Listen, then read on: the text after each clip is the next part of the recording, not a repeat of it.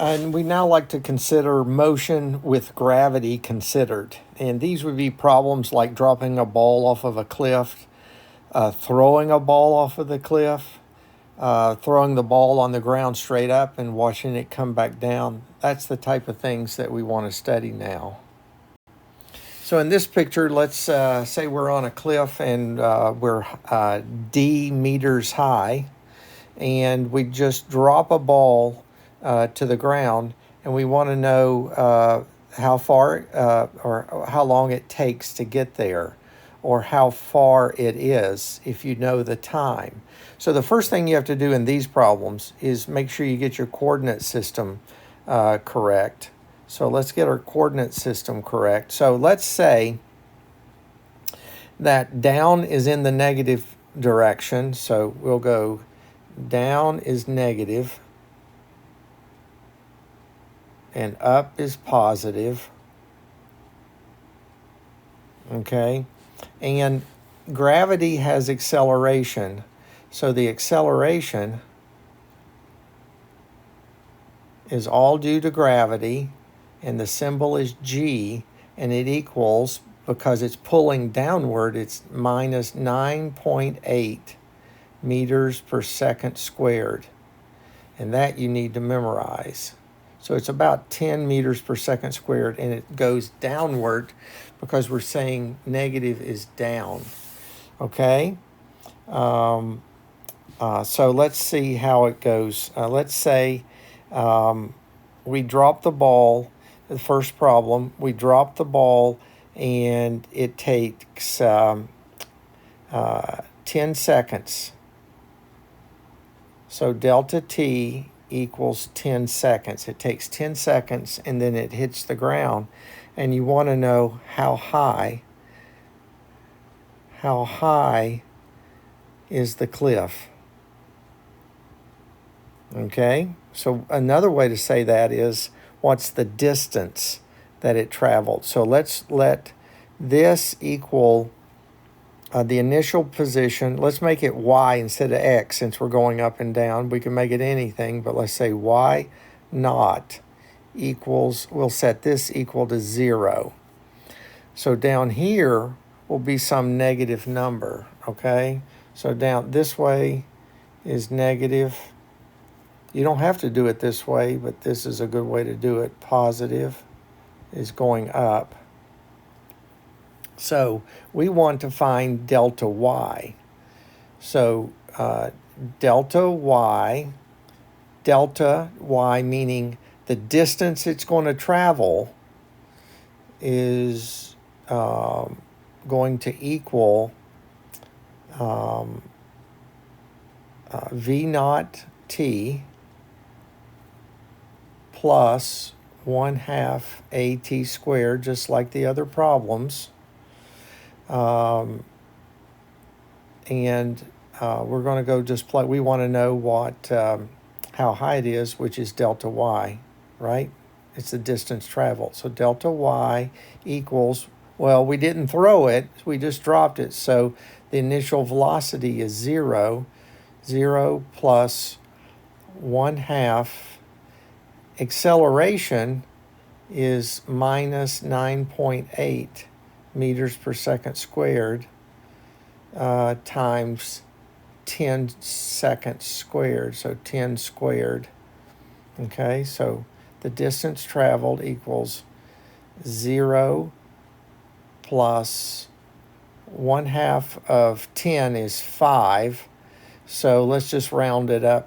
1/2 of 10 is 5, but it's a minus. So let's do that.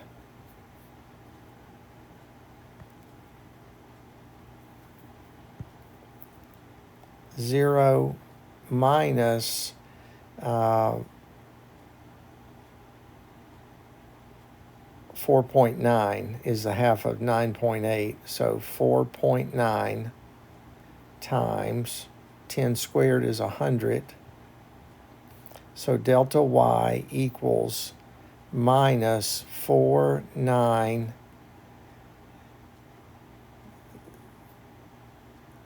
490 meters.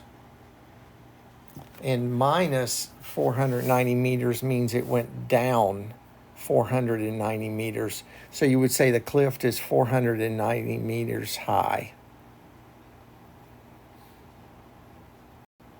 Now in this problem, we're standing on the ground and we're throwing it up, the ball up in the air. And let's just assume that we crouch down to throw it from the ground. So we're going to throw it from the ground and we're going to throw it up. We're going to throw it upwards with an initial velocity of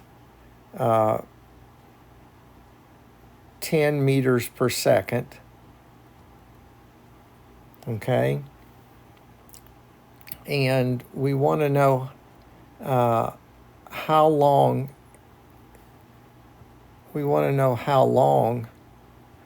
it's in the air before it comes back down and hits the ground. Okay. So we also know acceleration equals minus 9.8 meters per second squared. Okay.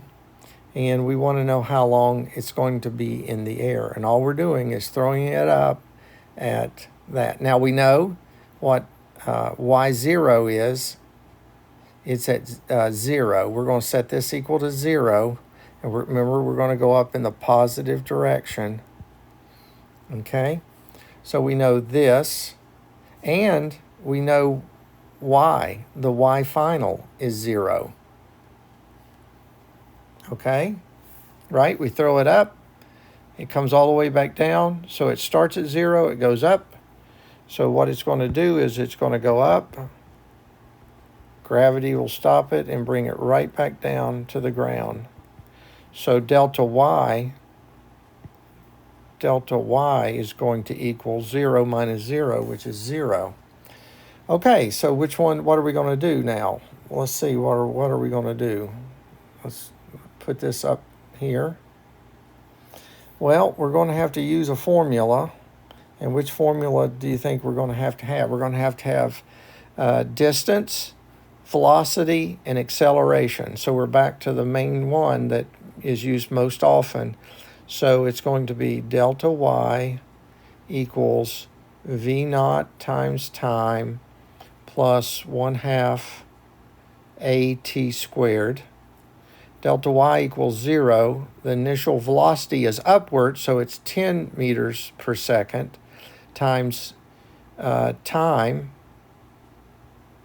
plus 1/2 minus 9.8 meters per second squared times time squared. Okay? So 0 equals 10t minus 4.9 is half of 9.8 t squared. Okay? And then it's a quadratic equation. So we had to put it, it's already in the form that we need it. But let's write it this way. Minus 4.9 t squared plus 10t plus 0 equals 0. So we can factor out a t.